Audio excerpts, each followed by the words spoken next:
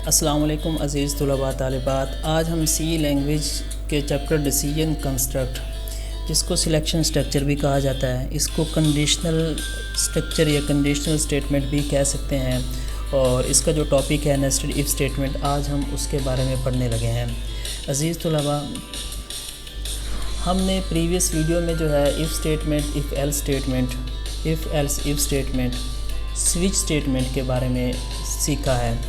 उन वीडियोस में हमने इन तमाम स्टेटमेंट्स की डेफिनेशन, फ़्लो चार्ट और सिंटैक्स के ज़रिए से और एक एक प्रोग्राम के ज़रिए से जो है हमने कंसेप्ट उसके क्लियर किए हैं।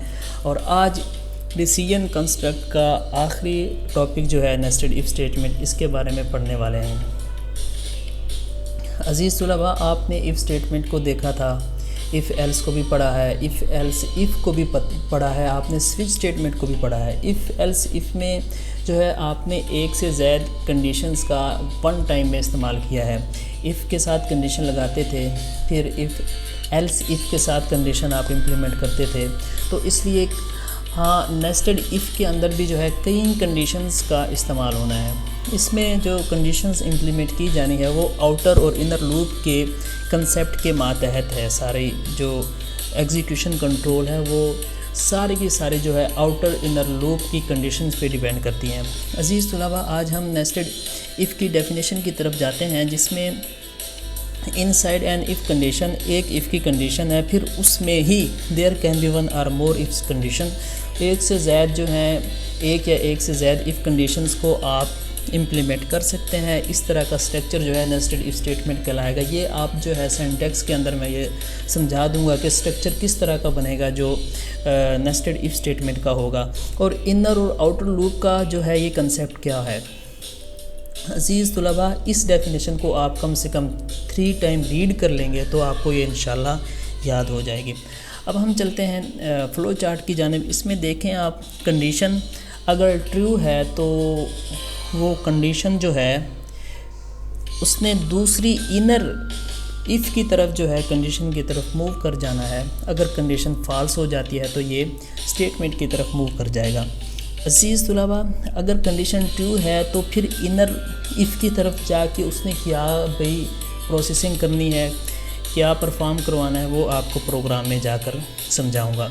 ये इसका सिंटैक्स है, इफ़ कंडीशन, फिर इफ़ के बाद फिर कंडीशन, ये आउटर लूप जो है ये इफ़ कंडीशन, और लास्ट में आप देखेंगे एल्स, ये आउटर का है, और इनर का उसने स्क्वायर के अंदर जो है कंसेप्ट बता रहा है, इफ़ कंडीशन फिर स्टेटमेंट फिर एल्स है फिर स्टेटमेंट। ये जो है आप देखें कंडीशंस एक के बाद दूसरे लग रही हैं, और यही बात इफ़ एल्स इफ़ में नहीं है। इफ़ के साथ आप कंडीशन लगाते थे, फिर स्टेटमेंट लिखते थे, फिर एल्स इफ़, फिर कंडीशन लगाते थे, फिर स्टेटमेंट लिखते थे। इसमें जो है कंडीशन एक के बाद दूसरे इस्तेमाल हो रही हैं। और अब हम प्रोग्राम की जानिब चलते हैं।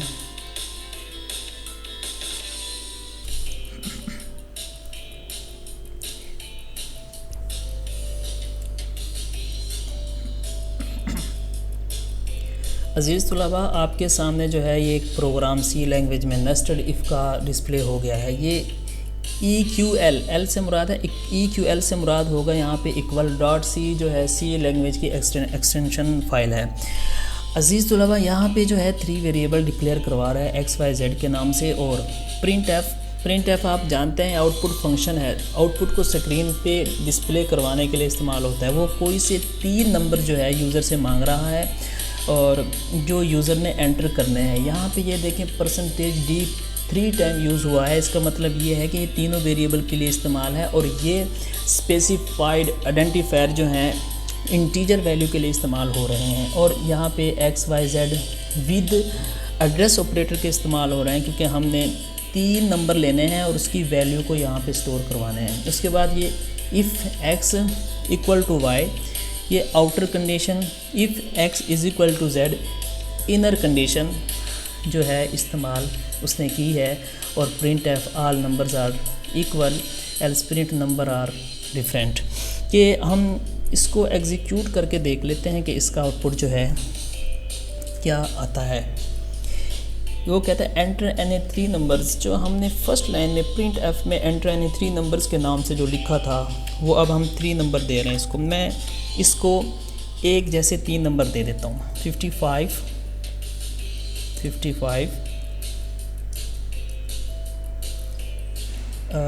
99, बल्कि डिफरेंट नंबर हो गए। हम देखते हैं कोई रिज़ल्ट नहीं आया स्क्रीन पे, इसमें कोई है। फिर हम कंट्रोल प्लस F9, अब एक जैसे नंबर दे के देख लेते हैं। All numbers are equal. अब देखें डिफरेंट नंबर अगर हों तो उसका आउटपुट स्क्रीन पे डिस्प्ले नहीं हो रहा। इसकी वजह यह है कि हमें कोई ऐसा मैसेज लिखना चाहिए कि जिसका रिज़ल्ट जो है स्क्रीन पे डिस्प्ले हो। उसके लिए हम आउटपुट फंक्शन प्रिंट एफ का इस्तेमाल करेंगे। तो हम देख लेते हैं यहाँ पे प्रिंट एफ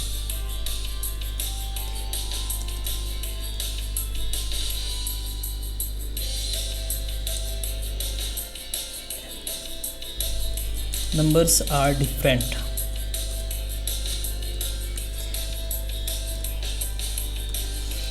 अब हम देखते हैं कंट्रोल प्लस F9 से इसको एग्जीक्यूट करके। अब हमने नंबर जो है डिफरेंट देने हैं। ये कह रहे हैं नंबर्स आर डिफरेंट। अब देखा कि नंबर्स आर डिफरेंट लिखा हुआ स्क्रीन पे नज़र आ रहा है। इसके लिए मैंने प्रिंट एफ फंक्शन को जो है अप्लाई किया है और रिज़ल्ट स्क्रीन पे आ गया है। अजीज़ तुलाबा, ये था नेस्टेड इफ़ स्टेटमेंट का कंसेप्ट। आपने इफ़ स्टेटमेंट को भी समझ लिया है, इफ़ एल्स को भी समझ लिया है, इफ़ एल्स इफ़ को भी समझा है, और उसके बाद स्विच स्टेटमेंट भी कंप्लीट हो गई। नेस्टेड इफ़ का जो है आज इस वीडियो में कंप्लीट हो गया। ये था अजीज़ दोस्तों कंडीशनल स्टेटमेंट का हमारा चैप्टर जो है आज कंप्लीट हो गया है।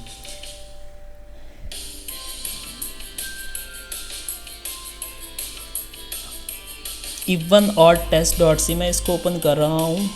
इसमें जो है एक प्रोग्राम, ये देखें, इफ़ सी वो वेरिएबल है जो एंटर ए नंबर यूज़र से नंबर लेगा, उसको 2 पे डिवाइड करेगा, रिज़ल्ट 0 आ गया, वो नंबर इवन है। अगर 1 आएगा तो वो नंबर ऑड तस्वर होगा। तो ये इफ़ एल्स का प्रोग्राम है। अज़ीज़ दोस्तों, अगर इस चैप्टर में कोई मसला हो, किसी किस्म का सवाल पूछना हो तो आप जो है मुझे कमेंट में जो है पूछ सकते हैं।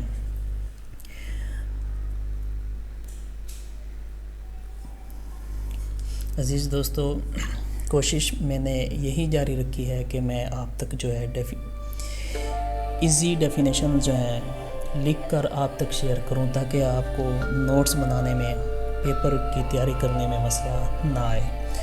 और इसी वीडियो के साथ मुझे इजाज़त दीजिएगा। अल्लाह ताला हमारा हामी और नासिर हो। अल्लाह हाफ़िज़।